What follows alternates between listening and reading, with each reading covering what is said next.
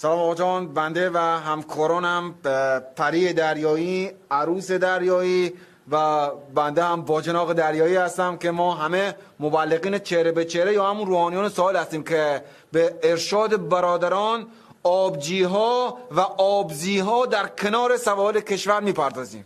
شما تا حال غیر از این مأموریت و مسئولیت و رسالت تبلیغ برای تفریح هم رفتین با لباس به ساحل؟ موقعیتش پیش نیومده ولی انشالله از این پس اینطور خواهد. برای تفریح انشالله. یعنی اجتنابی نداری؟ نه. چه اجتنابی داره؟ من خودم هر بار کمرم یه تنی به آب میزنم حتما. تو سر خودم که هستیم، یعنی لاستیک زاپاس همه بالا سر ما هسته، میندازیم میریم دبی. با لباس؟ نه خیر، با توکل به عنایات مقام عظمای ولایت. ایشونو میآوردن عقب‌تر. رو آب بخندید. خب